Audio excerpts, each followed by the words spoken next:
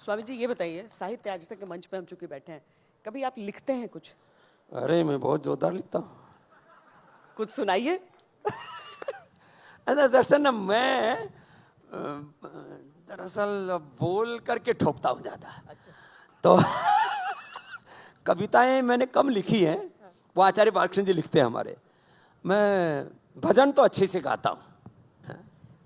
तो आज मुझे लगता है क्योंकि साहित्य आज तक के मंच पर है, हम सब स्वामी रामदेव से भजन सुने आज।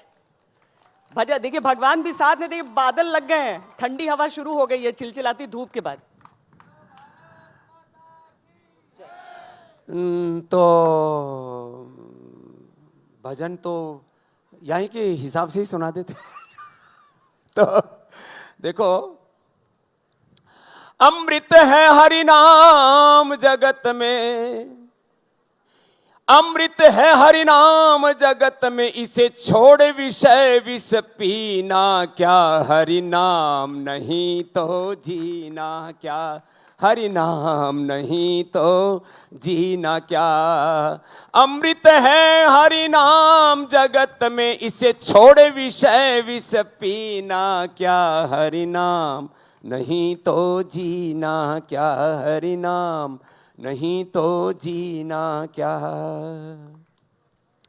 तीर्थ है हरि नाम हमारा, तीर्थ है हरि नाम हमारा, फिर क्यों फिरता मारा मारा। तीर्थ है हरि नाम हमारा, फिर क्यों फिरता मारा मारा। अंत समय हरि नाम न आए, अंत समय हरि नाम न गाए, फिर काशी और मदीना क्या, हरि नाम नहीं तो जीना क्या, हरि नाम नहीं तो जीना क्या। अमृत है हरि नाम जगत में, इसे छोड़ विषय विष पीना क्या, हरि नाम नहीं तो जीना क्या, हरि नाम नहीं तो जीना क्या।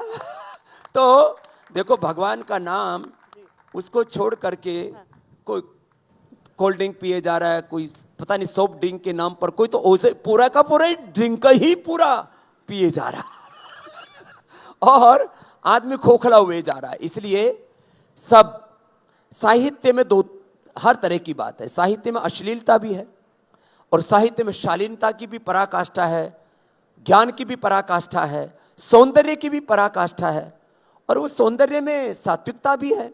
लेकिन जो समाज अश्लीलता की ओर, कामुकता की ओर, विलासिता की ओर बढ़ा, ये इतिहास गवाह है इस बात का, वो नष्ट हो गया। पर क्या इसलिए एक बात मैं बस कहूंगा श्वेता जी, इस संदर्भ में कोई व्यक्ति आता है, कोई साहित्य के नाम पर, कोई क्रिएशन के नाम पर, किसी फिल्म के नाम पर, आजकल बहुत सारी मूवीज बनती हैं, बहुत सारे अलग अलग प्रकार के, और क्या क्या नोट फिल्में, हमें तो उनका पता भी नहीं क्या क्या होता है, हमने देखी भी नहीं कभी, लेकिन सुना है लोगों से, और वो हमारी उत्तेजनाओं को, वासनाओं को जगा जाते हैं, और वो फिर कोई भी 3, 5, 7 साल की बेटी दुराचारियों और व्यभिचारियों की हवस का शिकार हो जाती है। तो ये जो आग लगाने वाले लोग हैं, कोई भोगों की आग लगा रहा है, वासना की, कोई अलग अलग प्रकार के विद्वेष की आग लगा रहा है, हिंदू और मुसलमान के नाम पर हमें लड़ा रहा है, कोई और बेईमानी की आग लगा रहा है, दूसरे लोग आग लगा करके चले जाते हैं और जलता है समाज। तो ये इस जलन और तपन को हम बुझाना चाहते हैं, और उसके लिए योग की अलग जगाए हुए हैं। लोगों को थोड़ा सा कंफ्यूजन हो जाएगा स्वामी जी, कि आप कह रहे हैं कि जो हिंदू मुसलमान को लड़ाता है, और ऐसा लगेगा कि, ऐसा मुझे लगा कि जब हिंदू राष्ट्र और सनातन राष्ट्र की बात आप कर रहे थे, तो उसमें से एक समुदाय का नाम आपने नहीं लिया था। तो जो लड़ाने की बात, देखो, उसमें मैंने ये कहा कि जो भारत का जो सनातन धर्म है जी, वो भारतीय मिट्टी से उपजे हुए मत, पंथ, संप्रदाय, गुरु परंपराओं के बारे में डॉक्टर बाबा साहब अम्बेडकर, जिनका ये के नाम से बहुत बड़ा पार्क है, उन्होंने भी कहा हमें आयातित मत, पंथ, संप्रदायों की जरूरत नहीं। वो ईसाई भी तो हो सकते थे, वो इस्लाम को भी तो कबूल कर सकते थे, उन्होंने बुद्ध को क्यों स्वीकार किया? तो मुझे इस्लाम से आपत्ति नहीं है, मुझे ईसाइयत से आपत्ति नहीं, और उसमें भी शाश्वत मूल्य हैं, उनमें भी सनातन मूल्य हैं, लेकिन आंशिक तौर पर है। तो भारत और भारतीयता के परिप्रेक्ष्य में जब हम बात करेंगे, और मैं तो कहता हूं, जैसे मैं कह रहा हूं कि हिंदू भी सनातनी है, जैन बौद्ध सिख सब सनातनी है, ऐसे हमारे मुसलमान भाई भी आकर के बोले कि हम भी सनातनी हैं, ईसाई बोले हम भी सनातनी, हमें तो खुशी होगी।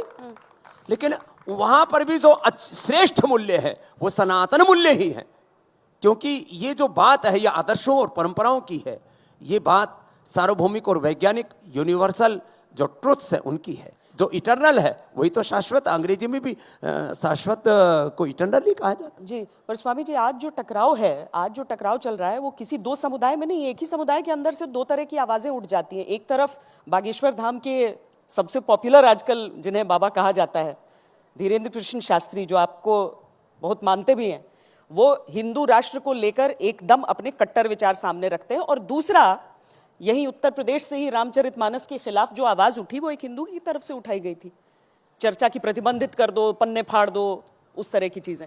अच्छा, एक बात मैं और कहता हूं, मैंने तो ये स्वीकार किया है आज तक के इस सबसे बड़े मंच से कि हमारे यहाँ प्रक्षेप हुआ है, उसके सामाजिक आर्थिक राजनीतिक कारण रहे, कुछ को प्रलोभन दे करके, कुछ की जो है गर्दन पर तलवार रख करके, और एक पूरी षड्यंत्र के तहत कुछ हमारे यहाँ प्रक्षेप हुए, हम तो मानते हैं, उनको स्वीकार करते हैं।